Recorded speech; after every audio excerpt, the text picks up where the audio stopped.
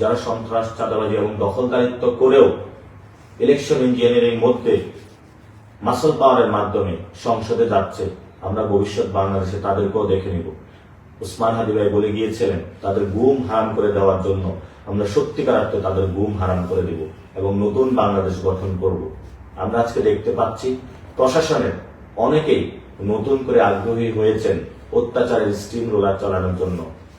প্রিয় ভাই, আমরা আপনাদেরকে বলবো, আপনাদের দেখেছেন কত নির্যাতনের মধ্য দিয়ে আমরা গিয়েছি।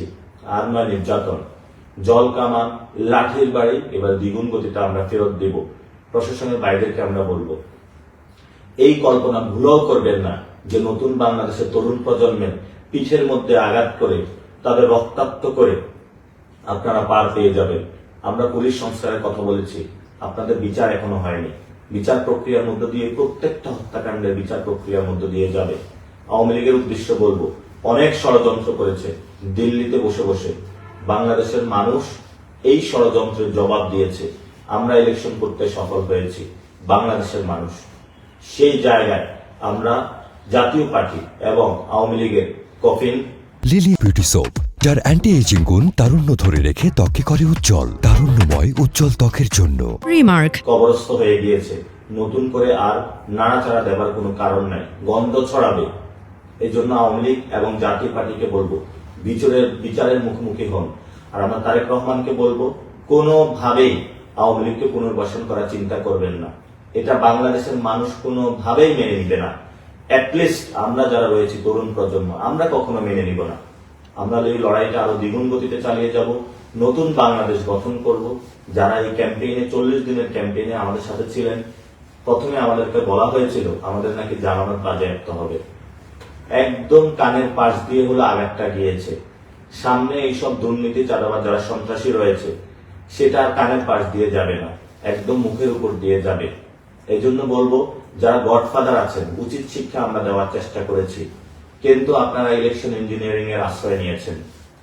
সত্যিকার অর্থে যদি বুকের পাঠা থাকতো আপনাদের, তাহলে এই ধরনের ভোট চুরির মহা উৎসবে আপনারা মারতেন না। এই যে মির্জা আব্বাস সাহেব, আপনি একজন ভোট চোর, ইতিহাসে লেখা থাকবে আপনার নাম। আপনি একজন চাঁদাবাজের, ইতিহাসে লেখা থাকবে। আপনার সন্তানের সামনে যখন আপনি দাঁড়ান, তখন এই জবাবগুলো আপনাকে দিতে হবে। নতুন বাংলাদেশের সামনে এগুলো জবাব দিতে হবে। শুধু আপনি না, অনেকগুলো সন্ত্রাসী যারা জয়ী হিসেবে ঘোষণা করা হয়েছে, অনেকগুলা দখলদার, চাঁদাবাজদের, আমরা তাদের বিরুদ্ধে ইনশাল্লাহ রাজপথে নামবো। লড়াইটা আরো নতুন শানিত হবে।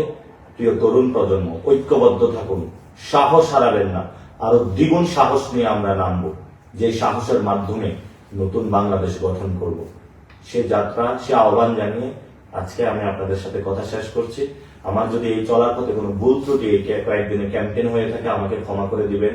অনেকের সাথে উঁচু কথা বলেছি, ইনশাআল্লাহ আমি হয়তো আপনাদের যে জায়গায় রিপোর্ট দেওয়ার কথা, সর্বোচ্চটা দেওয়ার চেষ্টা করেছি। ভবিষ্যতে আরো দিব এবং আমরা ইনশাআল্লাহ আগামী ইলেকশনে আরো নতুন শক্তিতে আবির্ভূত হব। আমাদের যতটুকু শক্তি এবং সাহস ছিল, এটা আরো দ্বিগুণ করব ইনশাআল্লাহ। ঢাকাতে আমরা জনগণের বানাবো, জনতারই শাসন চলবে। যদি এখানে কোনো ভাই এবং বোনদের উপর আক্রমণ করা হয়, আমরা ইনশাআল্লাহ সবাই মাঠে এসে সমুচিত জবাব দিব তাদেরকে। 1 সেকেন্ডের জন্য ইনশাআল্লাহ আমরা বসে থাকবো না। আমাদের কোনো একজন কর্মী, ঢাকা আটের কোনো একটি ভোটারের উপর যদি কেউ আঁচড় বসাতে চায়, আমরা কিন্তু বসে থাকবো না। আমরা সবাই ঐক্যবদ্ধভাবে নতুন ভাবে আবার মাঠে নামবো। সাহস করবেন না আপনারা, এই দুঃসাহস করবেন না। অনেক যথেষ্ট আমরা সহ্য করেছি। আমরা আপনাদের সাথে একসাথে নতুন একটি বাংলাদেশ গড়তে চাই। আপনারা হতাশ হবেন না। লিলি বিউটি সোপ, যার অ্যান্টি এজিং গুণ তারুণ্য ধরে রেখে ত্বকে করে উজ্জ্বল, তারুণ্যময় উজ্জ্বল ত্বকের জন্য।